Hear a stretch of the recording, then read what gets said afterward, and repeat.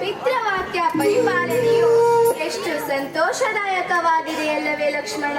ಹೌದು ಅಣ್ಣ, ನಿನ್ನ ಉಪಸ್ಥಿತಿಯೇ ಎಲ್ಲರಲ್ಲೂ ಸಂತೋಷ ಉಂಟು ಮಾಡುವಾಗ ಪಂಚವಟಿಯ ಈ ಸೌಂದರ್ಯ ಇಮ್ಮಡಿಯಾಗಿದೆ. ತಮ್ಮ ಲಕ್ಷ್ಮಣ, ಸ್ವಲ್ಪ ವಿಶ್ರಾಂತಿ ಮಾಡು. ಇಲ್ಲ ಇಲ್ಲ, ಯಾರಾದರೂ ದಾಳಿ ಮಾಡಬಹುದು. ನಾನು ಕಾಯುತ್ತಿರುತ್ತೇನೆ, ನೀವು ವಿಶ್ರಮಿಸಿ. ಶೂರ್ಪನಖಿ ಬರಲೆಂದು ಹೆದರಿದೆಯಾ ಲಕ್ಷ್ಮಣ? ಇಲ್ಲ ಇಲ್ಲ, ನಿನ್ನ ಖಡ್ಗದ ಪ್ರಹಾರಕ್ಕೆ ಇನ್ನು ನಿನ್ನ ಸುದ್ದಿಗೆ ಬರುವುದಿಲ್ಲ ಬಿಡು. ನನ್ನ ಯೋಚನೆ ಅದಲ್ಲ ಅತ್ತಿಗೆ. ಯಾರಾದರೂ ರಾಕ್ಷಸರು ಬಂದ್ರೆ? ತಮ್ಮ ಲಕ್ಷ್ಮಣ, ಸ್ವಲ್ಪ ಹೊತ್ತು ಕುಳಿತುಕೋ, ವಿಶ್ರಾಂತಿ ತೆಗೆದುಕೋ ಬಾ.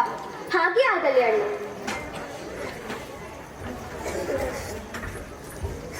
ಓಹೋ, ಇಲ್ಲೇ ಇದ್ದಾರೆ. ನನ್ನ ತಂತ್ರವನ್ನು ತೋರಿಸುವೆ.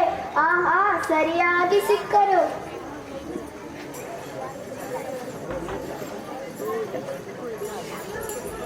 ಆಹಾ, ಅದೇನದು? ಬಂಗಾರದ ಬಣ್ಣದ ಜಿಂಕೆ ಎಷ್ಟು ಚೆನ್ನಾಗಿದೆ. ಅದರ ಜೊತೆ ಮಾತನಾಡಿಸಲೇಬೇಕನಿಸುತ್ತದೆ. ಜಿಂಕೆ, ಬಾ ಇಲ್ಲಿ, ಹಣ್ಣು ಕೊಡುತ್ತೇನೆ ಬಾ, ಸಿಹಿ ಕೊಡುತ್ತೇನೆ ಬಾ.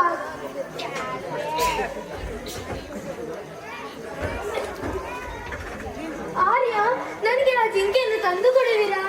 ಬೇಡ ಸೀತೆ, ಆಸೆ ಎಂಬುದು ದುಃಖಕ್ಕೆ ಕಾರಣವಾಗುತ್ತದೆ. ಆ ಜಿಂಕೆ ಆಸೆ ಬಿಟ್ಟು ಬಿಡು. ಇಲ್ಲ ಇಲ್ಲ, ನನಗೆ ಇಲ್ಲ ಇಲ್ಲ, ನೀವು ಕಾಡಿನಲ್ಲಿ ಗೆಡ್ಡೆ ಗೆಣಸು ಹೋದಾಗ ನನಗೆ ತುಂಬಾ ಬೇಸರ ಬರ್ತದೆ. ನಾನು ಜಿಂಕೆ ಬೇಕೇ ಬೇಕು, ಬೇಕೇ ಬೇಕು. ಆಯ್ತು ಸೀತೆ, ತಂದು ಕೊಡುತ್ತೇನೆ. ಲಕ್ಷ್ಮಣ, ನಿನ್ನ ಅತ್ತಿಗೆಯನ್ನು ನೋಡಿಕೊಂಡು ಇಲ್ಲೇ ಇರು, ಕದಲಬೇಡ. ಆಯ್ತು ಅಣ್ಣ.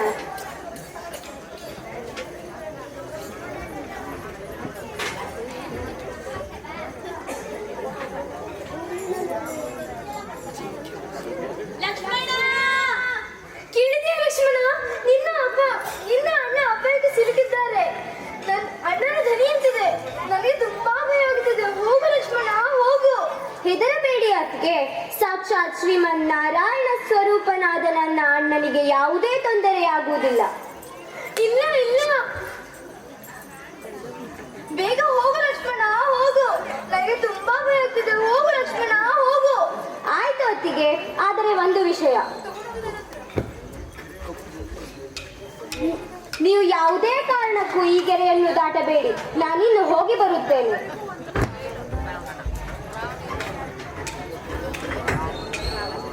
ನಾನು ಮಹಾವೀರ ದಶಕಂಠ ರಾವಣ ಸೀತೆಯನ್ನು ಅಪಹರಿಸಲು ಬಂದಿದ್ದೇನೆ. ಆಗಲೇ ಮಾರೀಚ ತನ್ನ ಕೆಲಸವನ್ನು ಮಾಡಿದ್ದಾನೆ. ಈಗಲೇ ಹೋಗಿ ಅವಳನ್ನು ಅಪಹರಿಸುತ್ತೇನೆ.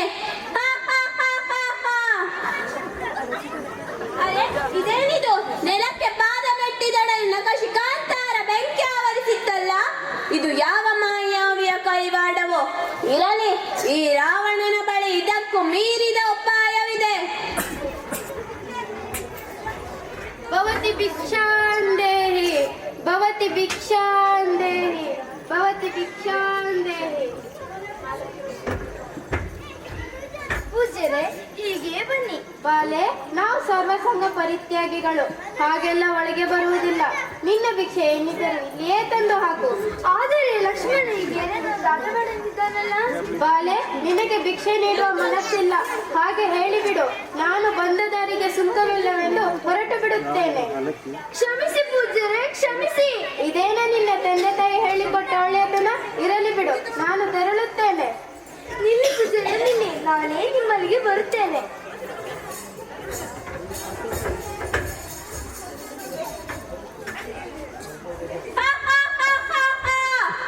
ನೀವು ಯಾರು? ನೀವು ಹಾಗೂ ನಿಮ್ಮ ಮೈದುನ ಲಕ್ಷ್ಮಣ ಅಪಮಾನಿಸಿ ಕಳಿಸಿದ ಶೂರ್ಪನಖಿಯ ಅಣ್ಣನೇ ದಶಮುಖ ರಾವಣ. ಬೇಡ ಬೇಡ, ನನ್ನನ್ನು ಬಿಟ್ಟು ಬಿಡಿ. ನಿನಗಾಗಿ ನನ್ನ ಪುಷ್ಪಕ ವಿಮಾನ ಕಾಯುತ್ತಿದೆ. ನಡಿ, ಹೋಗೋಣ. ಕಾಪಾಡಿ ಕಾಪಾಡಿ.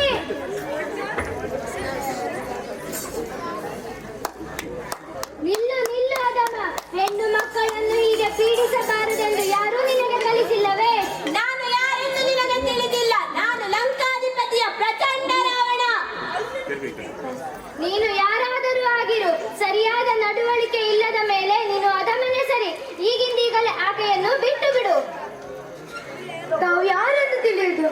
ಆದರೆ ಕ್ರೂರಿಯನ್ನು ನನ್ನನ್ನು ಬಿಡಿಸಲು ಬಂದಿರುವುದು ನೋಡಿದರೆ ಸುಳಿಯಲ್ಲಿ ಸಿಕ್ಕಿದವಳಿಗೆ ಹುಲ್ಲು ಕಟಿಯನ್ನು ಸಿಕ್ಕಿದಾಯಿತು. ತಾವು ಯಾರೆಂದು ಹೇಳಬಹುದೇ? ಮಗಳೇ, ನಾನು ಪಕ್ಷಿರಾದ ಜಟಾಯು. ನೀನು ಯಾರಮ್ಮ? ನಾನು ಅಯೋಧ್ಯೆಯ ರಘುಕುಲೋತ್ತಮನ ಕೈ ಹಿಡಿದ ಸೀತೆ. ಏ ಕಷ್ಟಿದ ಪಕ್ಷಿ, ಭಯ ಕುಶಲೋಪರಿ ಮುಗಿದಿದ್ದರೆ ಬಂದದವರಿಗೆ ಸುಂಕವಿಲ್ಲದಂತೆ ಹೊರಟಿ ಬಿಡು. ನಾನು ಮಾತನಾಡಿ ಹೋಗೋದಕ್ಕೆ ಇಲ್ಲಿ ಬಂದಿಲ್ಲ. ಅಂದುಕೊಂಡದನ್ನು ಮಾಡದೆ ಇಲ್ಲಿಂದ ಹೋಗೋದು ಇಲ್ಲ. ನೀನು ಮಾಡುತ್ತಿರುವ ಧರ್ಮ ಸಹಿಸುವುದೂ ಇಲ್ಲ. ನನ್ನನ್ನು ತಡೆಯುತ್ತೀಯ? ನನ್ನನ್ನು ಈಗ ನಿನಗೆ ನರಕಕ್ಕೆ ಕಳಿಸಿ ಬಿಡುತ್ತೇನೆ. ಕಾಪಾಡಿ ಕಾಪಾಡಿ ನಡಿ ಕಾಪಾಡಿ ಕಾಪಾಡಿ.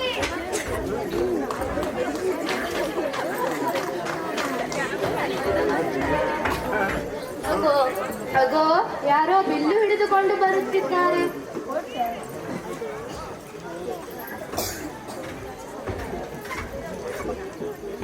ಏ ವಾನರ, ನೀನೇನಾದ್ರೂ ನನ್ನ ಅತ್ತಿಗೆ ಸೀತೆಯನ್ನು ನೋಡಿದೆಯಾ? ತಾವು ಯಾರು? ಇಲ್ಲಿಗೆ ಬಂದ ಕಾರಣವೇನು?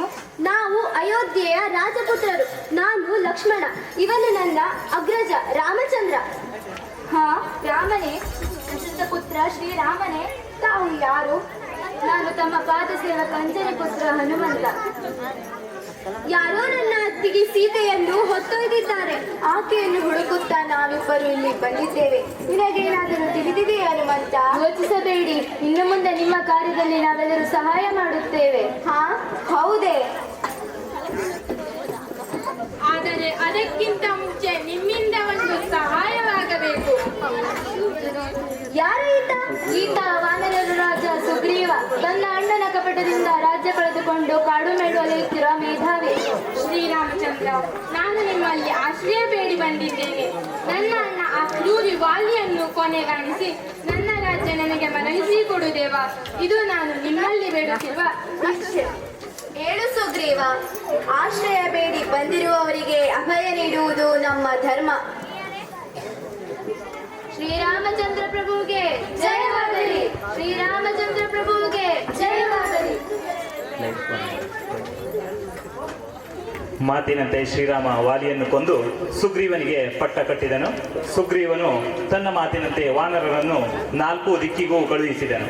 ಸೀತೆಯನ್ನು ಹುಡುಕಿ ತರಲು ಹೇಳಿದಾಗ ಪಕ್ಷಿರಾಜ ಜಟಾಯುವಿನಿಂದ ವಿಷಯ ತಿಳಿದ ವಾನರ ಸೇನೆ ದಕ್ಷಿಣ ದಿಕ್ಕಿನಲ್ಲಿ ನಡೆದು ಸಮುದ್ರ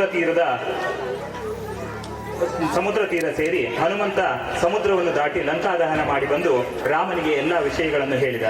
ರಾಮ ತಕ್ಷಣ ವಾನರ ಸೇನೆಯೊಂದಿಗೆ ಸಮುದ್ರದ ಬಳಿ ಬಂದು ಹೋಗುವ ದಾರಿ ಚಿಂತಿಸತೊಡಗಿದ.